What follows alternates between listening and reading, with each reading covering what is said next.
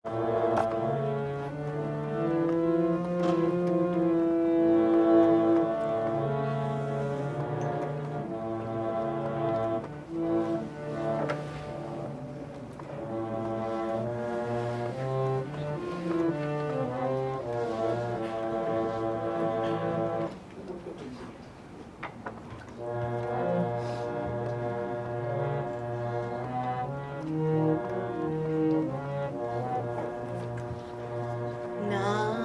जपना क्यों छोड़ दिया,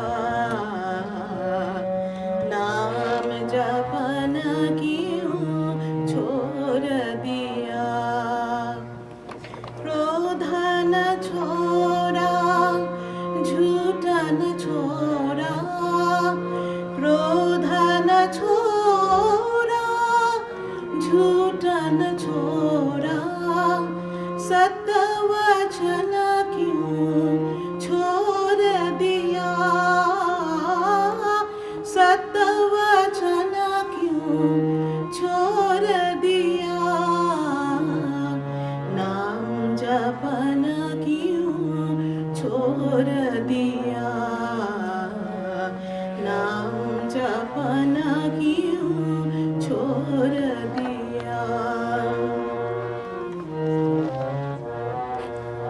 झूठे जग में दिल ललचाए, असल वचन क्यों छोड़ दिया। झूठे जग में दिल ललचाए, असल वचन क्यों छोड़ दिया। कौड़ी को तो खूब संभालो, कौड़ी को तो खूब संभालो, लाल रतन क्यों छोड़ दिया, लाल रतन क्यों छोड़ दिया। नाम जपना क्यों छोड़ दिया, नाम जपना क्यों छोड़ दिया। जिहि सुमिरन ते अति सुख पावे, सो सुमिरन क्यों छोड़ दिया।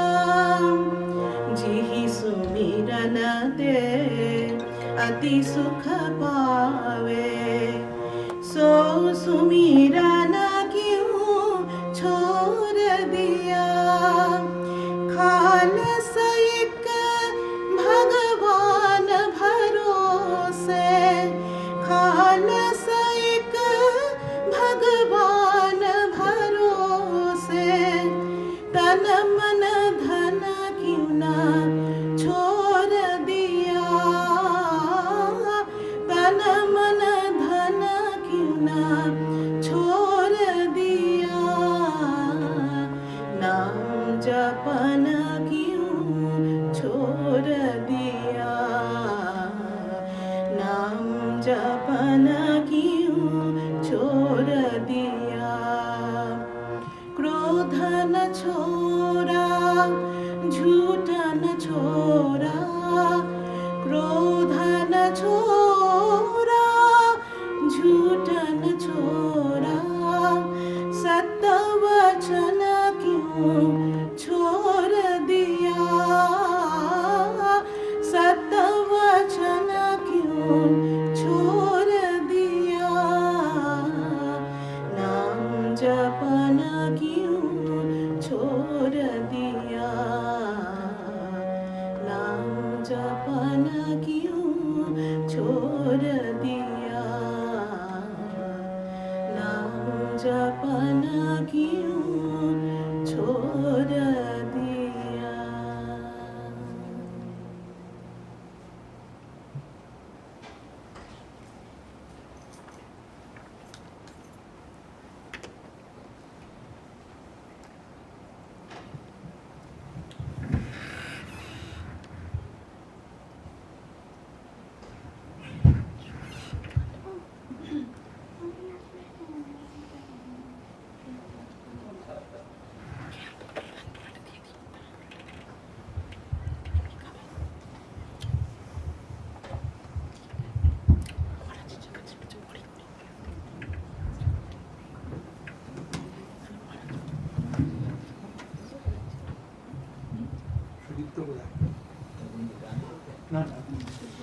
Namaskar. On behalf of VVCC, I'm welcoming all you this morning, April 3rd, 2022. We are so fortunate to have Swami Yogatmananda Maharaji here today with us. Maharaji is going to talk about some aspects of life which always guide us, help us.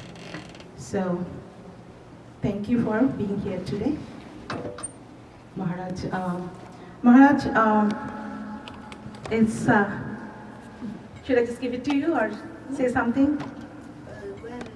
Not necessary. Yeah, go ahead. Well, she wants to introduce, yeah. So, Maharaj joined Ramakrishna Order 1976.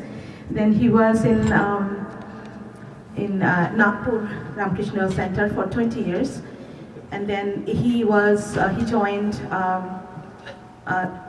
Meghalaya, right? Shillong Center. And then I think 2001 he came to United States. And he's in Providence Center, Rhode Island. He's also affiliated with Brown University and I think University of Massachusetts, Dartmouth. So it's really, we are fortunate to have him here. So let's, Maharaj.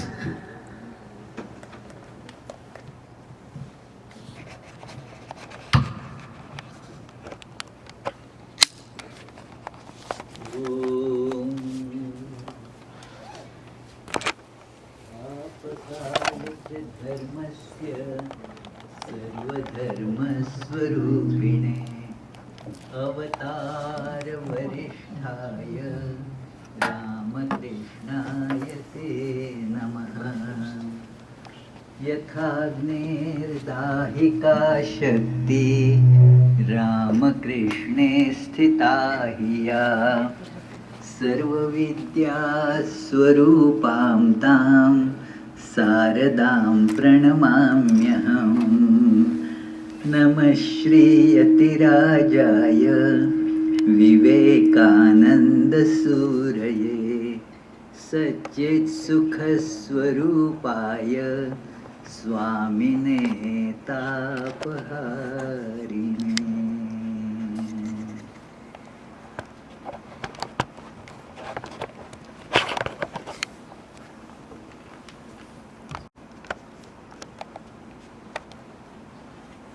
So, dear friends, it's a privilege to come here amongst you all devotees of Sri Ramakrishna, Holy Mother, Vivekananda and Vedanta. Sri Ramakrishna, as Vivekananda describes, is the Upanishad Murti, Vedanta Murti.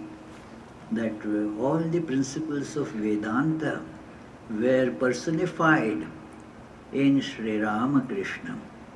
And the very purpose of his life was to distribute this knowledge of Vedanta by actually practicing it. The words do not actually mean much unless backed by that kind of life. So that is why Sri Ramakrishna's words carry tremendous importance, because that was all his life that was lived according to those great ideas of Upanishads and Bhagavad Gita. So, moreover, you find that these ideas are common actually to all different religions that are practiced in the world. And to make it accessible, understandable, and something that can be put into practice by modern people, Swami Vivekananda has given lectures on these ideas, and out of those lectures, these 4 yoga books have come out. This was the book which was first actually to come out from the London lectures. Some of the lectures were, they were rearranged in the when it is brought to this book form. In the earlier, very first editions of this book, the lectures were arranged differently, because Swamiji was giving one class for somewhat advanced students. Advanced means those who already know some Vedanta. And then there were for those who were not so acquainted with Vedanta, another series.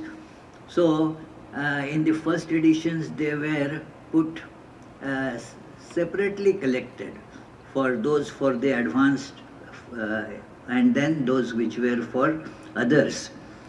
But then it was discovered that there is nothing like that in the presentation. The classes were held for seemingly different audience, but Swami Vivekananda's flow continued without much problem. Same ideas were discussed. Those who were not advanced, they became advanced, because these are not the matters much of, prior learning as such. One need not be highly educated or well-read to understand these ideas.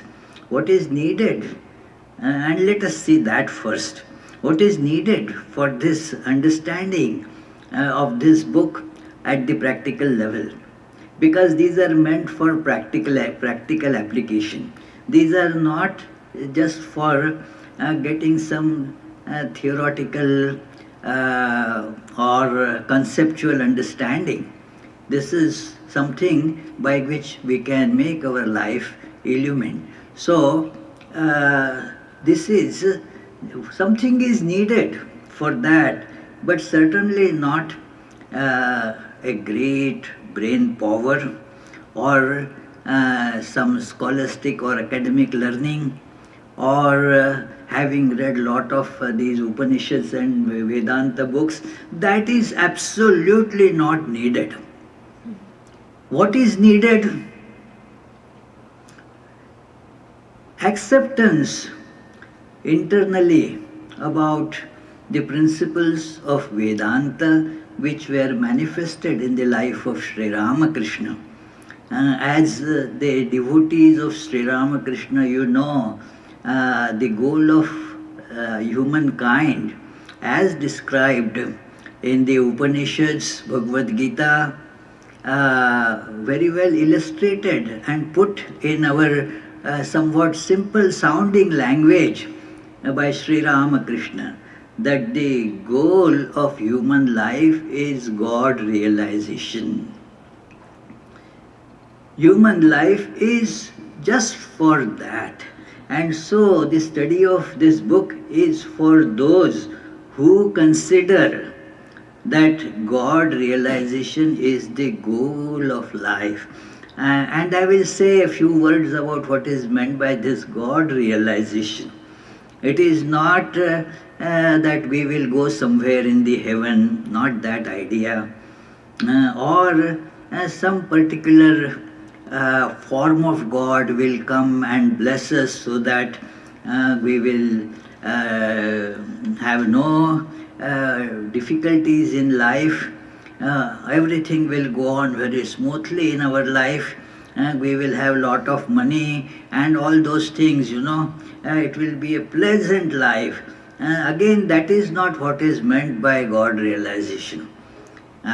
What is God?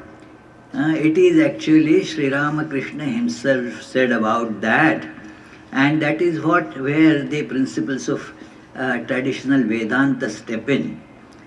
For us, God is Sat Chidananda. We say God, what is that? Ishvara Satchidananda means existence itself, knowledge itself, and bliss itself. Ananda Swarupa. So, this is what all of us, whether we understand or not, is the goal of our life. We want to exist.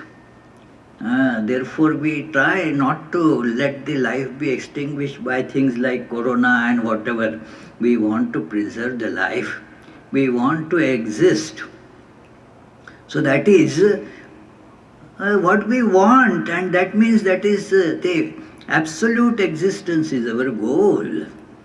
Absolute knowledge, our goal.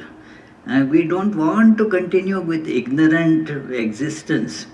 We need to know who am I, what is this world about.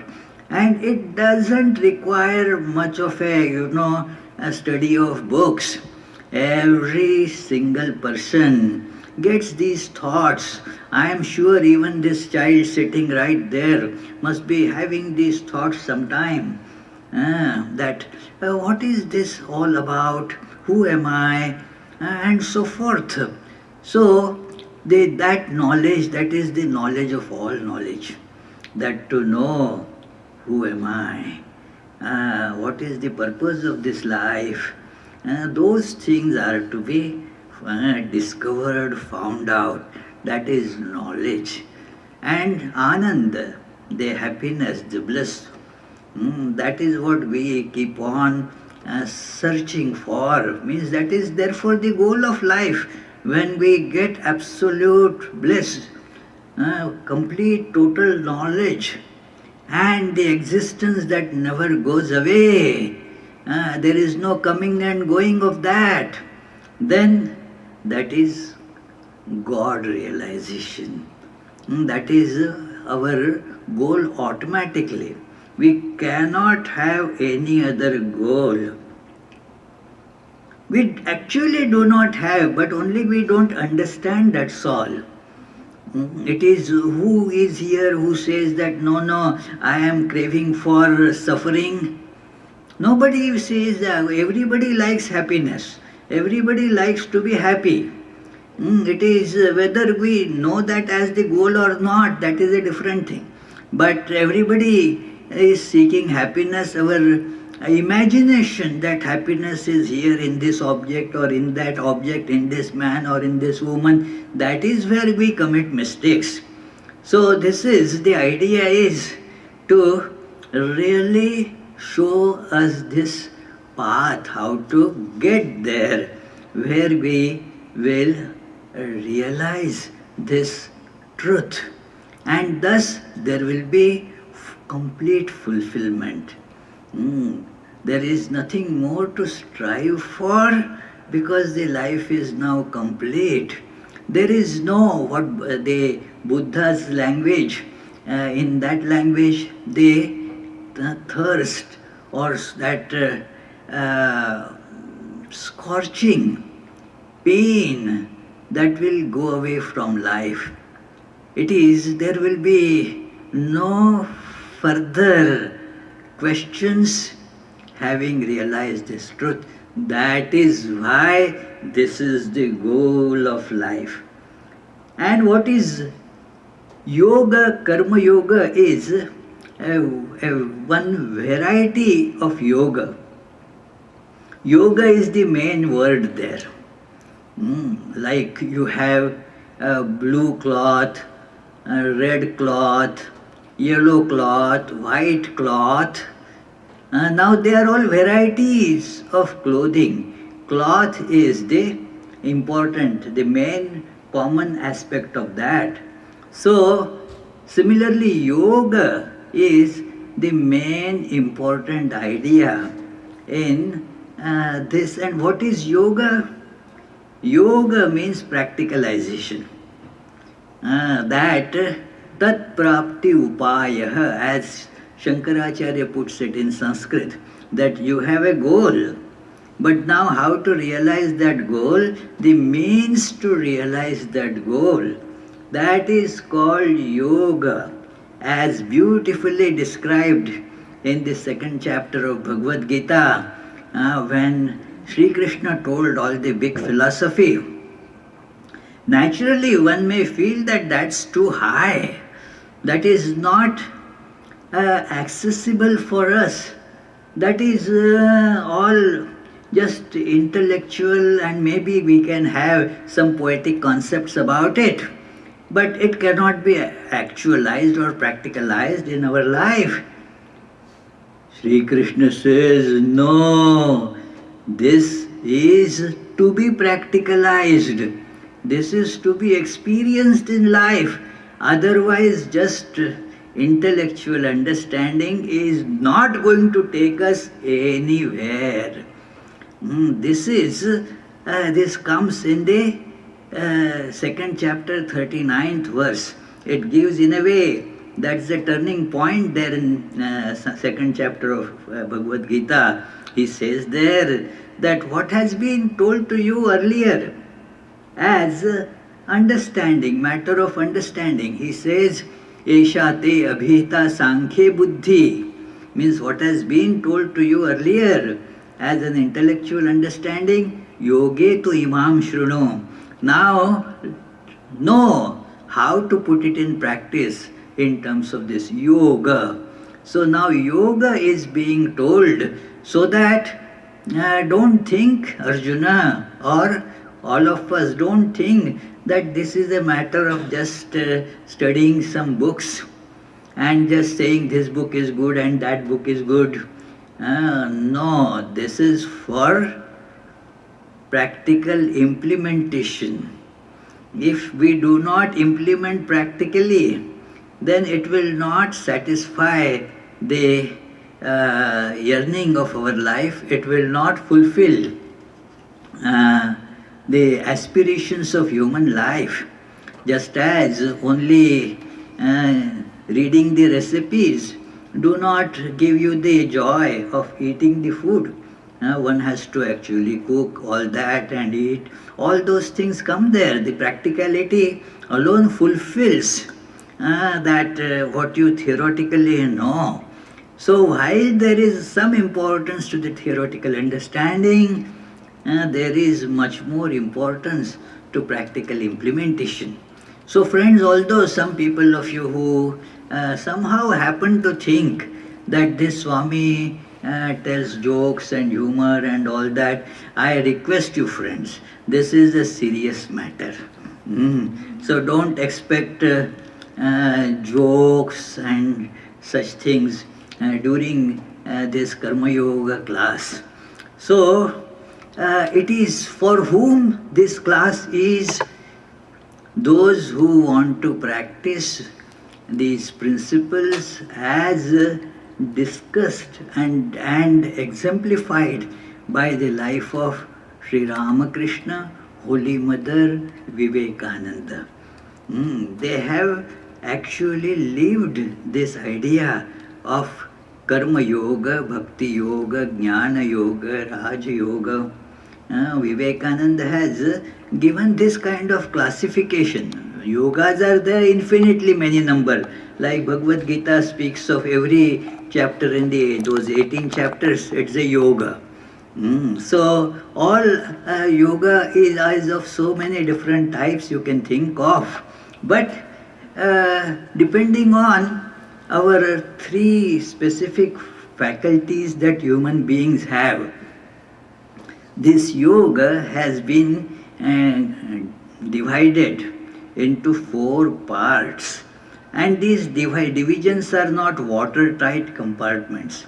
They overlap. Means the ideas that you read in Jnana Yoga, they come here in Karma Yoga as well. And the ideas that you think in Bhakti Yoga, they also come in Karma Yoga. And so they are not watertight compartments. They overlap. The names are according to the preponderance or emphasis. So that is how you get the name. So it is like a human being. Then we divide man, woman, male, female. Now, if you see, there is this not much of a difference at the cellular level. Only slight difference because of which somebody becomes a male body, something becomes a female body, a very slight change happens there. So, in the Karma Yoga and Bhakti Yoga and Jnana Yoga, Raj Yoga, the divisions are just like that. It is, one must pay attention to these things. That when you are practicing, all yogas are included in you. There is the faculty in us to understand, to know. Intellectually we want to appreciate, understand. When we understand, then there is the tendency that to go forward and do it. You understand, oh, doing that is helpful for me. You go and do it. You understand that, oh, eating sugar is not good for me. So you refrain from that. So understanding does play a very important role. And that is the one faculty that we have, the faculty of intellection. Then there is the faculty of feeling, that we feel as human beings. It is the feeling has tremendous importance. In fact, for most of us, the life gets guided not by what we understand. What we understand plays some role, but much more role is played by feeling, what we feel, and that guides us. Our likes, dislikes, our feeling, they do not necessarily have a rational thought behind it. It is just feeling that it is. For example, just now Chinmay was talking to me that we would like to go to Mayavati. It is more out of feeling, that yes, I have read about it, but I feel I should go there. So it is the feeling that guides it. Reasoning can tell, well, whatever is there is here also, the God is everywhere, why do I need to go there for it? Yeah, that can be, rationally you can show that there is nothing after all in physically going there. But why does he think like that? I am just giving this happened just now, so I am telling this example that, well, it is because there is the faculty of feeling that becomes the guiding force in one's life. So when we do this feeling faculty and turn it towards the goal of life, then that becomes what is called Bhakti Yoga. Intellectual faculty turning Godwards becomes Jnana Yoga. Then there is the faculty of willing or action. In the field of education, these three faculties are mentioned. In pedagogy, they say that, well, you have these three faculties, thinking, feeling and willing, and all need to be properly developed. In yoga, this proper development is not only the intensity, but direction. Direction becomes very important. In mathematics, the two terms come. Those who have studied will really understand, and those who have not studied, doesn't matter, I can explain it in a word. That it is something that has direction. It is called vector. It is not just quantity, but in what direction that is directed, that is called therefore a vector. So these yogas, they have this vector thing. Otherwise it is only a quantity. Like you buy, say, 1 pound of sugar. Now it has no direction element there, whether the sugar is this direction or that direction. It is just a quantity that is told. But then the car is going by, say, 50 miles an hour speed. That is not enough. Which direction it is going? So that becomes then a vector. It is a directed quantity, there is an arrow therefore. So it is yoga is intensifying and directing these faculties towards the goal of life. So this is how you have this different yogas. And we need a combination of all of this. It is this book, therefore you will see, although this is the book of Karma Yoga, and that is the faculty of willing or action is very much emphasized there. One must understand that during this course we will see the Jnana Yoga, Bhakti Yoga, all those things too. It is, all these faculties are also part and actually, practically speaking, part and parcel of the study and implementation of Karma Yoga. So, as I mentioned earlier, the word Karma Yoga is a joint word. Joint means, it is Karma Yoga. These conjugal words, their meaning depends on how you separately understand them.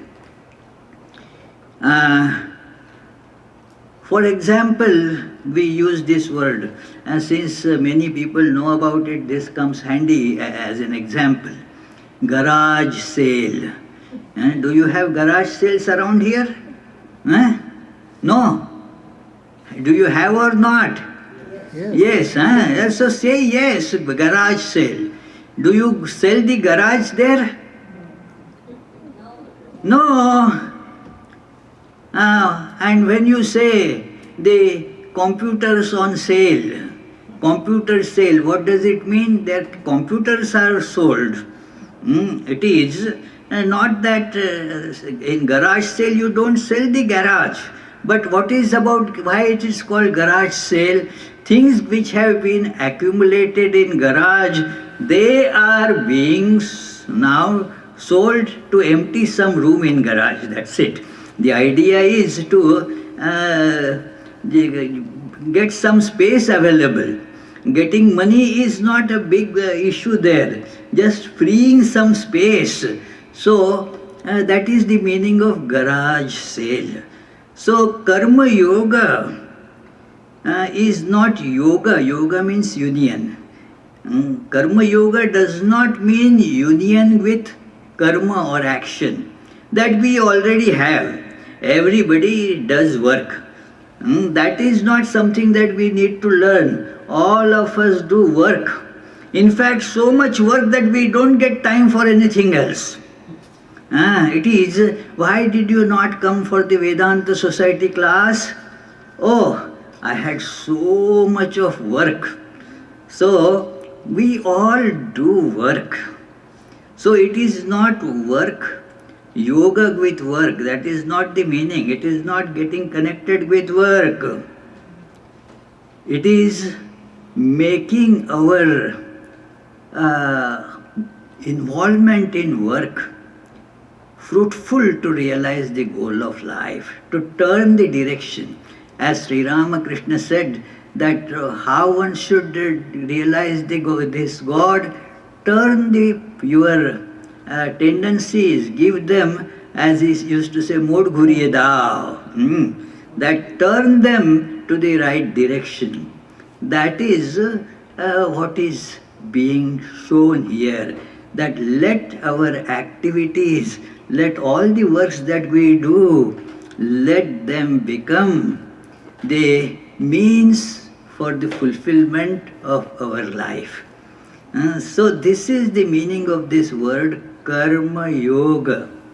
It is, and you will see as this first chapter, the first chapter is very important because it gives most of the principles of this great science.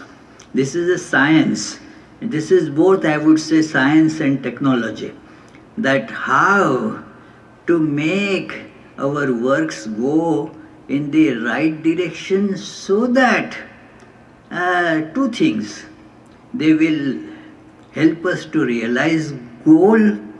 And second, which we experience with work, we will not get caught in the work. We get caught in the work. What is called in that very verse of Bhagavad Gita, 39th verse of the second chapter, it says karma bandham, that it is a bondage. We get into the bondage of work. It's a terrible bondage, friends. Terrible. It is very, very difficult to get out of this bondage. We go to work, but unconsciously we get gripped by the work and we have no way to get out of it. That is called bondage of work. Why? What happens there? One work gives rise to 10 other works. You get bound by that, so how to do all those? Then each of those again give rise to many more works. Thus it becomes, we get soon tremendously caught in this net of work. And then there is no escape route that we can see. So much of work. And even though you understand, sometimes when we have some calmness of mind, that we understand that no, this is not that I should not get into all these works. It is not necessary for me anymore. Not necessary for me. But you are caught by this karma. You have no, like somebody, a slave, who has to do work. No freedom for a slave. We become such slaves, friends. As Swami Vivekananda says, that in that great poem, Karmo Pash, Gole Bandha Jar, Krita Das, Bolo Kotha Jash. Where are you going to move? This karma, the works that you have been doing, these works have become not source of joy for you, not source of realizing the goal for you. They have become a terrible, terrible bondage around us. And so, this karma yoga gives you the way, as that's karma bandham prahasyasi. When you implement these practical means, you will be able to become free of this terrible bondage of karma, or the work that we do. Every work, whether we are conscious of it or not, it puts a noose around you. There is no work that will not do that. Every single work that we do has this potential. But we can escape that if we do skillfully. Bhagavad Gita tells that also, just after a few verses then that I quoted, that says that this is the karmasu kaushalam, this is the skill in work. What is skill in work? Yoga karmasu kaushalam. A great formula is told there, that when done in this manner, then they will not be able to bind you. In fact, they will become the means of making you free. This is another way of telling the goal. I told Satchidananda earlier, the second way, another way of putting it, as put in the Vedanta, freedom, mukti. In fact, one chapter, the last chapter in this book, is that freedom is the goal of this karma yoga. Sometimes you hear this word, karma yoga, being used, that this person is karma yogi. more on the, for eulogizing a person or for some political reasons. Somebody who does lot of work sometimes gets called this name. He is a karma yogi. No, friends. The person is doing lot of work. That is not at all the meaning of karma yoga. It is not how much or what, again. What work the person is doing and how much work the person is doing, they are having no importance in this. In karma yoga, the how you are doing you doing it as yoga? Or there is the other Sanskrit word, opposite of this yoga, that is bhoga. If we do not do the work in the spirit of yoga, then what do we have? Karma bhoga. You have, this is bhoga. This is what we have to suffer from. If you don't do karma yoga, karma bhoga is bound to happen. It is like that. So, it doesn't depend on the quantity of work that you do. It also does not depend on which particular work you do. There will be the next chapter here has this title that everybody is great in one's own way, in one's own field. That is, whatever work that has come to you, do it in the right way, and that's it. Just as I travelled from Providence to here, now my coming here did not depend on whether I have a Honda car or Toyota car or Mercedes car.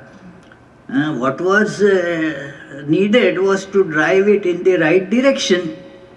Then any car will take me. So similarly, every work has this capability. Every single work, friends, every single work has this enormous capability of taking us towards the goal if rightly performed. That is the way, rightly performed. I'll quote, I like that phrasing a lot by one of our past presidents of Ramakrishna Math and Mission, a wonderful scholar. I use his books a lot for studying and feeling these principles of Vedanta, that is Swami Ranganathanandaji. Swami Ranganathanandaji, he used to say that problems are complex, but their solutions are simple when found. When found, he would take a pause and then say, when found. So it is, the solutions are simple. Karma yoga is not anything difficult. This all bondage of work is terrible. Terrible is this bondage of work. And we do not know how to begin, how to get out. But it is a complex problem. The solution is simple when implemented. If we don't implement, then certainly there is no escape. Continue with karma bhoga. If you don't do karma yoga, what happens, Deepak? Karma bhoga. Never ending. Okay, I have some children, so I have to look after them. Then, now I have some grandchildren, I have to look after them. Never ending, It is, if you are in this kind of work, then there is no escape from it. And so, there is this idea of being detached, be completely unattached and do work. Do not think, this is a concept that creates some confusion in many people. That then how can I love? If I remain unattached, then how can I love everybody? I should love everybody, isn't it? Friends, the more one becomes unattached, the better one can love. It is our selfishness that makes us attached. We call it love, but where is much love? The love is mostly in just prattling. There is actually in practice whatever is comfortable for me, whatever helps me, whatever is pleasant for me. That I call love. It is most misused word, love. It is, see, those who were unattached, they really loved the world. Who loved more than Holy Mother? Just think of it, Tremendous love manifested in her life, completely unattached to anything. Look at Buddha, how much love poured out from his life. Look at Jesus, how much love came there. No attachment. Those who get attached, their love becomes constrained, limited to my so and so, my so and. Basically, it is extension of your own body, that's all. You love your children. Why? They are extension of your body. Just as loving your body, it is same as loving the children. Nothing more than that. Nothing to glorify it. It is a bondage, an attachment, and one has to get rid of it. And how can one do it? Karma Yoga is the way, friends. That the bondage comes due to doing work. Now liberation also will come by doing that work in a reverse way. Reverse means without getting attached. Do the same work, but to get attached to God. There are two ways Swami Vivekananda mentioned later here, that those who don't believe in God, okay, just work without any attachment. Those who accept God, their path becomes a bit easier because they are told that instead of getting attached to all the transitory things, get attached to God. Do the work by getting attached to God, and thus that becomes the way to free oneself. So this is what is in this book.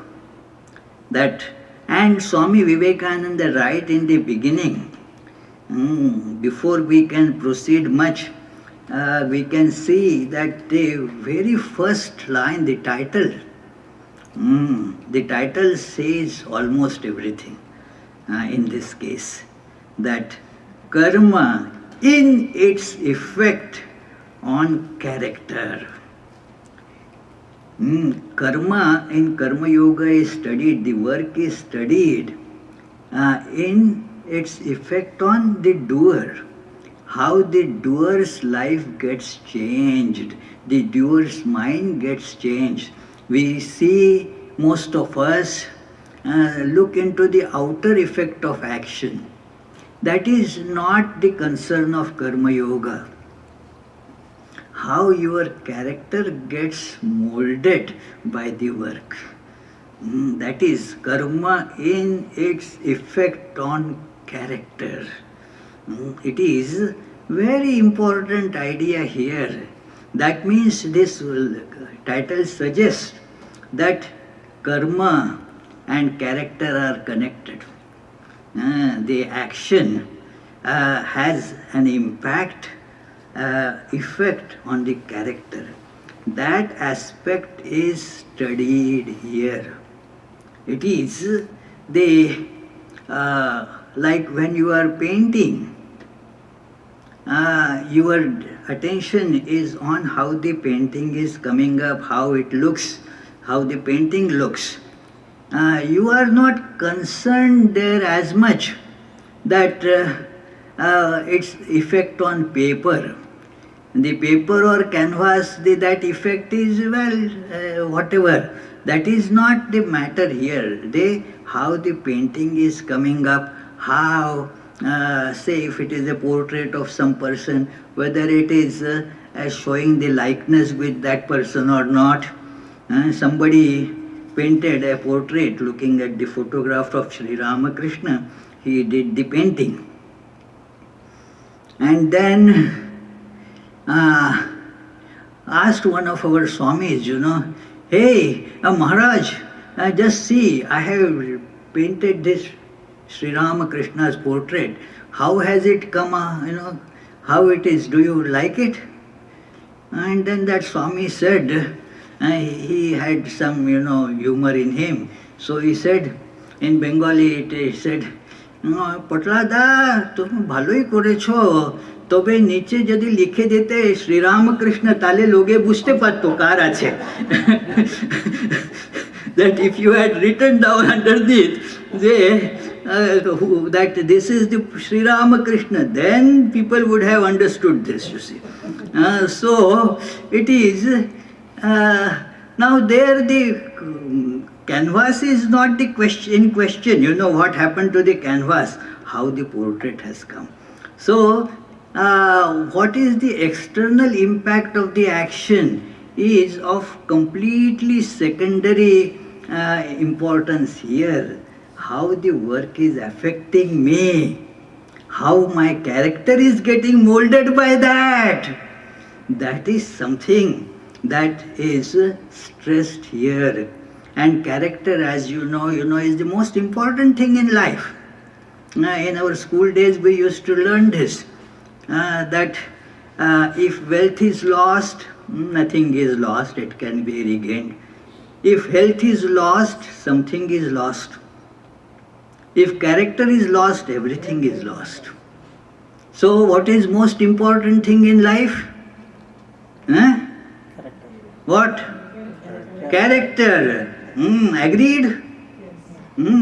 And therefore that goes to make character is very important, isn't it? That which goes to mold my character in the right way, the work. Handling the work in such a way that it becomes the tool for molding the character. That is the most important thing, and that is the aspect of work that is being discussed here. And so, if we read now, we don't have much time to read everything in this. I suggest that you get this book. Most of you should have. If not, please get this book. It is available even, in the PDF formats or all online in the complete works of Vivekananda. It is the first volume that has this book, Karma Yoga. So please read carefully. I have read this book more than 100 times. And yet, I keep on reading it again and again because it keeps on, it is like a diamond mine. So even you take out some diamonds, there are still plenty of them to be taken out. So similarly, this book has so many gems that you may say, I have read it. Oh, read it again. It is, I feel very enthusiastic for reading it, say, one more time, because it is such a great treasure. So, it tells us that our goal is not pleasure, but knowledge. He says here, right in the first page, that it is the goal of mankind is knowledge and not pleasures. The pleasures come and go, followed by misery. In another place, Swami Vivekananda describes that pleasure and pain, they are just, two sides of the same coin. So just as you cannot give me only one side of the coin, you cannot be given.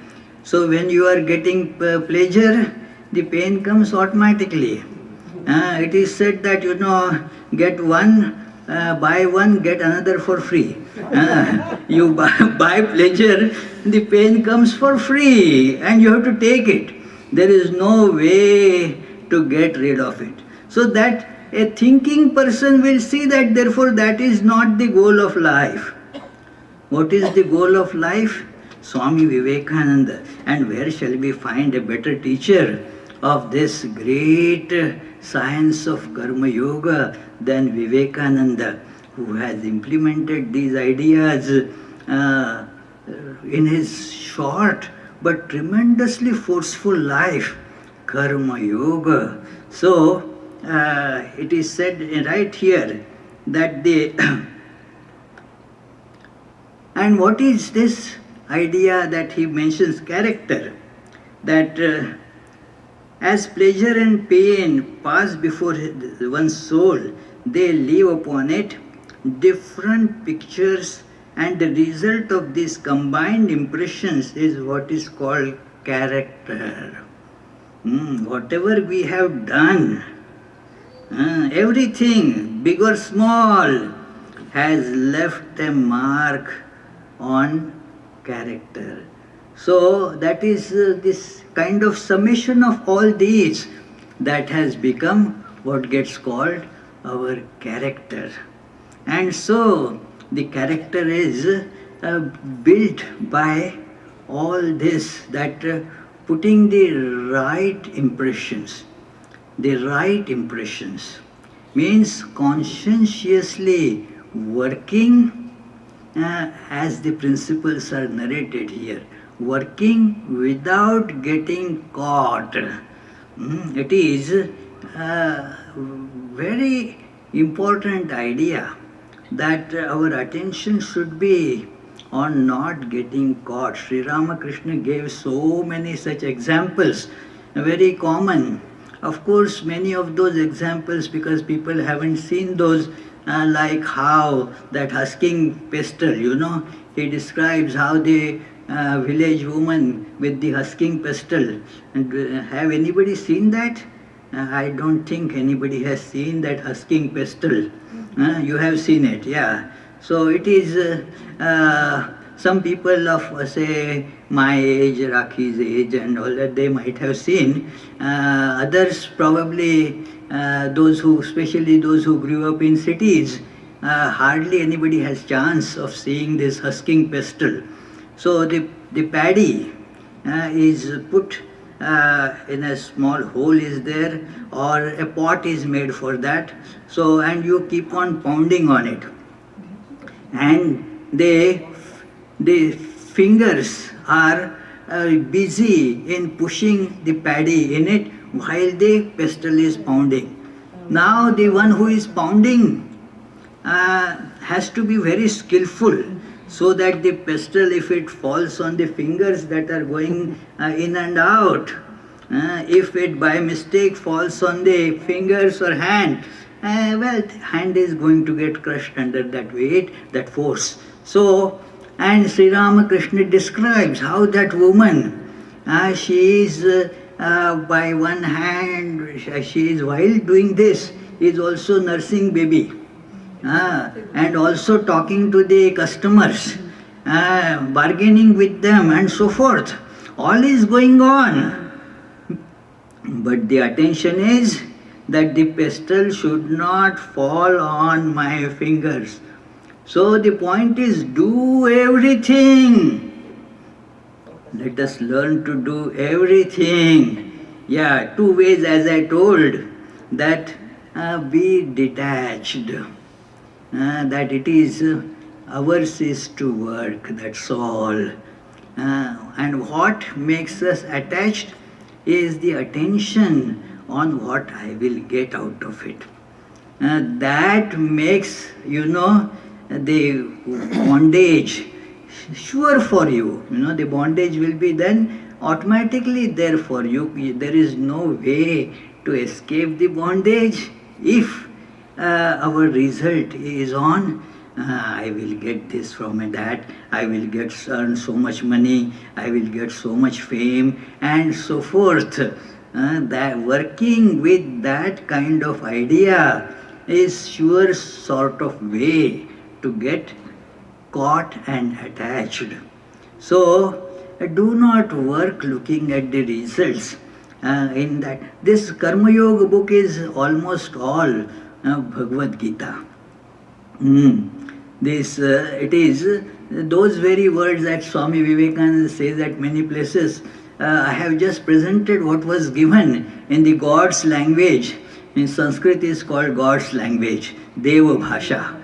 So what was put there, I have put it in a human language, that's all. So it is that same thought that work without getting caught in the work. We get caught in the work by these desires. So work that is propelled by desires, that work is going to make us get caught in it, attached in it, and so it will be automatically karma bhoga. The other way I had told that it is if you believe in God, a personal God, and then you can dedicate all that to God. That God, you are the doer. That song Sri Ramakrishna used to sing, that Mother, you are the operator, I am just the machine. It is again just this statement of fact. We say we do, but what capability we have? We are just like machine being used by some other power. That's it. I can do it. Well, if God allows you to do it, then only you can do it, you see. Otherwise you cannot. You may even not be able to lift your finger. If suddenly you get caught in the paralysis or something, all that goes away. As long as God wishes and uses this machine, it can do, otherwise not. So, God, you are the doer, I am just the machine. And then another question comes there that, well, how much to practice it, how long it is going to take? How long? How long? It's, it depends on intensity. Like how long does it take to come from Providence to this place, Vedanta Center of Connecticut? Depends, how fast you drive, how much is the traffic, and so forth, how many breaks you take on the way. So all that will determine how long it takes. It is, one of our devotees, she went to Boston and then was to come by all, even allowing for some traffic and all, should be back by say 3 p.m. And she comes almost about 5 p.m. Said, hey, you were to reach at 3 o'clock. Swami, the traffic was unbelievable. She doesn't say that on the way she went to this shop and that shop. Only the traffic is blamed, you see. So that is all the selective, things. How long does it take? I am giving this practical example to show that how we get caught. And the desires are there. If we just do the work offered to God, it can be very fast. But we have desires. This is what I want. I want a nice house. I am not looking for a very pricey house. Not $5 million, just $2 million house will be good for me. So it is all that keeps on happening, and thus the progress gets terribly delayed, if not derailed. It is, yeah. So one has to be very, very conscious about this, that I have to make this effort. How long does it take? Whatever time it takes, let it take. It is, the point is to continue with perseverance. Swami Vivekananda gives here an example of gradual accumulation. Okay, a little bit progress every time, that's great. It is very important to keep on doing in this spirit.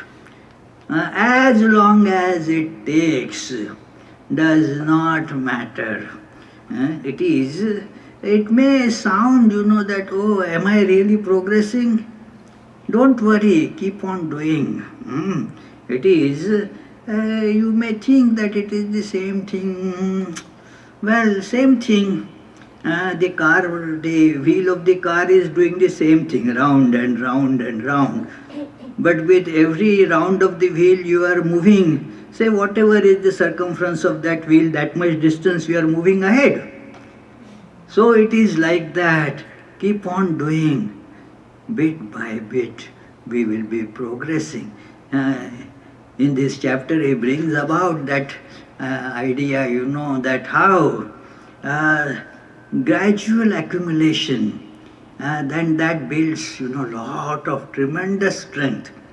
It is, in our school days, we learned of one, machine. I think it was called Van der Waals mill.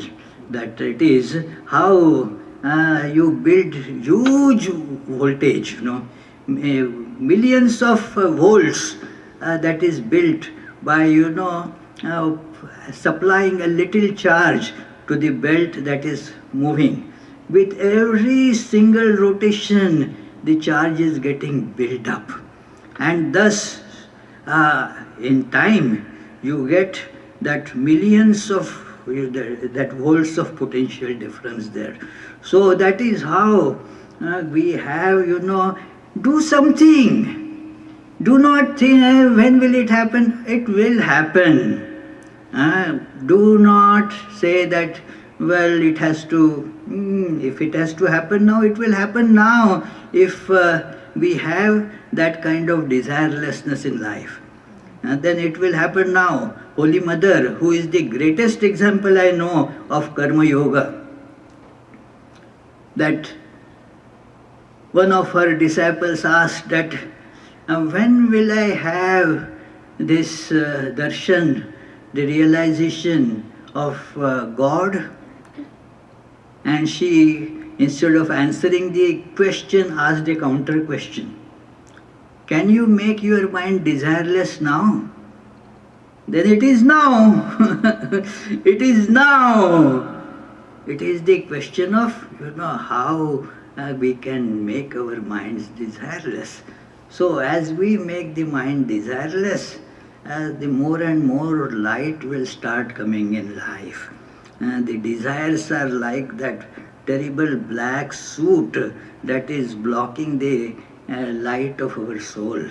Now as we get rid of these desires, then the more and more light will appear in our life. It is very important that we do this. It is again the matter of not intellection here. It is yoga. It is practicality. So that is how this first chapter, that work in its effect on character, is being presented by Swami Vivekananda, that he therefore mentions here. I will read this particular paragraph upon willpower, that will is very important. Our willpower has to develop. And how it is developed? It is developed by this doing work. It is the way that we can develop our will. He says all the actions that we see in the world, all the movements in human society, all the works that we have around us are simply the display of thought, the manifestation of the will of man. Machines or instruments, cities, ships, or men of war, all these are simply the manifestations of the will of man, and this will is caused by character, and character is manufactured by karma. You see the willpower, a person who sticks to what is right, determined by proper thought that this is right, and in the face of huge adversities, this person does not swerve from that. It is the willpower. Yes, I will not swerve from this path. It is, if there is the not good willpower, then a little difficulty. Oh, today I am feeling a bit headache. Oh, that is enough to to blow away the weak willpower. I read a sentence in Arthur, that what is that name of that wonderful author? Has written many plays. Bernard Shaw. That in one of his plays, this sentence comes that most of us are willing spirits, but lack spirited wills. Willing spirits are plenty, but lack spirited wills. That yes, I will do this work at the this Vedanta center. I am a devotee. I will do all this work that comes to me. There is this will, and all are willing spirits. But when a little difficulty comes, then not today, today this is the problem, this is our problem, then that is the problem. Now tomorrow I have to go to India. Tomorrow you have to go. Why are you not working today? No, the excuses will be plenty, that it is, no, I don't like that person, so I am not going to work. What is the meaning of all this? It only shows lack of willpower, and lack of willpower is because of this. There is no character, and the character is built by this doing the karma, the work. Do the work, and that builds the willpower, and then that will be the source, of great energy. Then you will say something and it will have power behind it. Otherwise it will not have any power. Why the words of some people, they create so much of, movement in the world. Big movement. Same words somebody else uses will have no power. Nothing. Swami Vivekananda said, "Sisters and brothers of America." All the audience rose to feet and the applaud went on. If I say sisters, nobody will do anything, because those words had the power of Vivekananda behind. So that is the difference, the character, that their words become effective because of that. So, friends, we have discussed these ideas for more than an hour, and so if you have a question or so, I still have a few minutes to be with you. Do you have any questions? Feel free to ask. Okay, please let her ask first. You said that four yogas are there. How do I know? It automatically comes karma yoga and then finish. Some people, they work whole of his life. So that means karma yoga, and after that he dies. As I told, it is work whole life doesn't mean that person is working. karma was happening. Whether karma yoga was happening or not doesn't, it's a different question altogether. Yeah, I mentioned a few times that doing lot of work does not mean karma yoga. It could be just karma bhoga. Yeah, it is. All these four yogas, they have to be practiced by us. To give you a common example, that how many wheels your car has? How many wheels your car has? Four, huh? Sure. Now suppose two wheels go to east and two wheels go to west. What will happen to the car?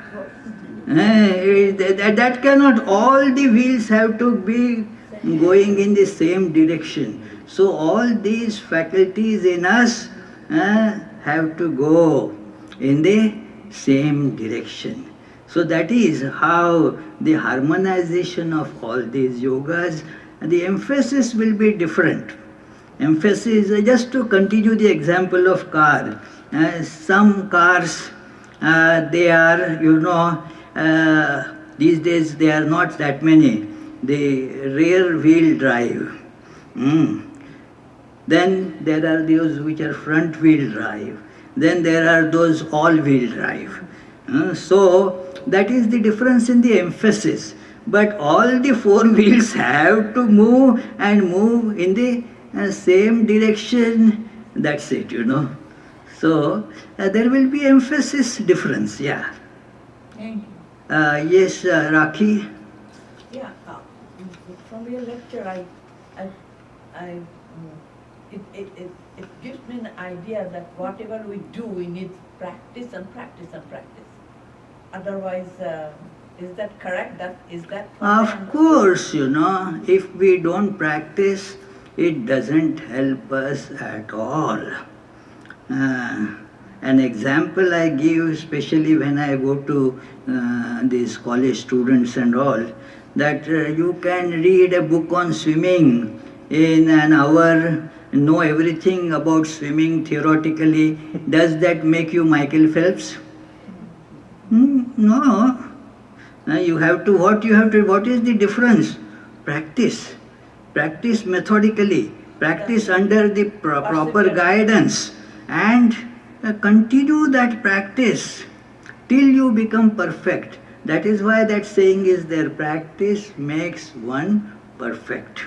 And keep on doing it. And doing it means not whatever I do it under the proper guidance, methodically. And then you will progress. Whatever I do doesn't become practice. Whatever I do according to the instructions of the expert teacher, Guru, if I do that correctly and for a long time, then we will have progress in life.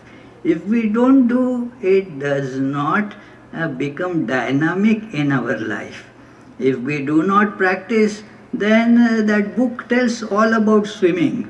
If I jump in the water, I get drowned, you see. So that is not learning swimming. You have to practice under expert guidance. So that is how you will be able to move forward in life. Exactly. So the Ramakrishna says, they more ghuriye that question. Yeah, exactly. So naturally you have to turn your mind. Yeah.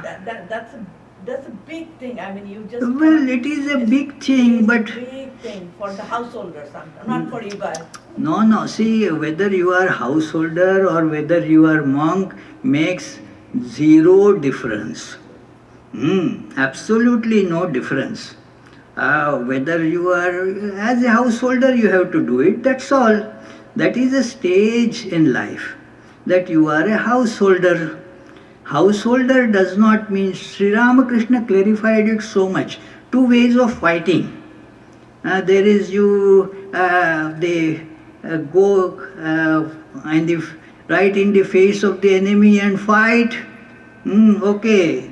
And there is another way of fighting from being in a fort. But fighting both have to do. Not just sitting in the fort is not being householder. You have to fight from the fort. So you have some security there. In sannyasi's life, it is just a frontal attack and then you fight. Both are different ways of fighting, but fighting is important in both cases. The fighting has to be carried on, and then you feel that you defeat the enemy, you become illumined, otherwise not. It is householder's life is great. Sri Ramakrishna was an ideal householder and an ideal monk, both. Both ideals have been exhibited by Sri Ramakrishna. It is being a householder, Sri Ramakrishna has been asked this question several times in the Gospel of Sri Ramakrishna. Right. Very commonly asked question, is God realization possible in householder's life? And every time Sri Ramakrishna has emphatically asserted, yes, why not? But you have to do the sadhana. Not that householder's life is going to bring you liberation. Sadhana you can do in householder's life.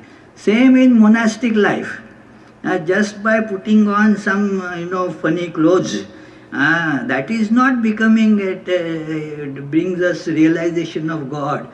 Monastics also have to do sadhana.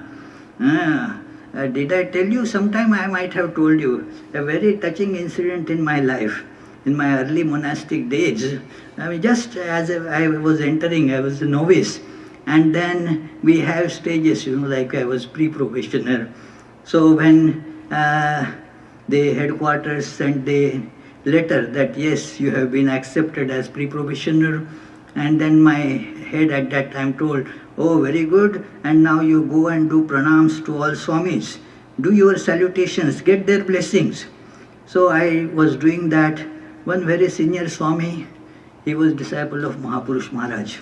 So he said, oh, that happens automatically, As the time moves on, you have become pre-probationer, you will become later 1 year afterwards probationer, then you will go to training center, you will have your brahmacharya, after 9-10 years you will get your sannyasa, you will become a senior Swami, you will become head of the center, all that will come in course of time. But for God realization, it will not be in the course of time. You will have to do sadhana. For God realization, you have to do sadhana. Other things will come automatically in life. That yes, you will pass some school exam, college exam, and so forth. You will get some job, you will get a spouse, you will get children, and so those things will happen automatically. But for God realization, one has to do sadhana. Got it? Thank you. Okay. Maharaj, you used a word called detachment. The word detachment has multiple connotations.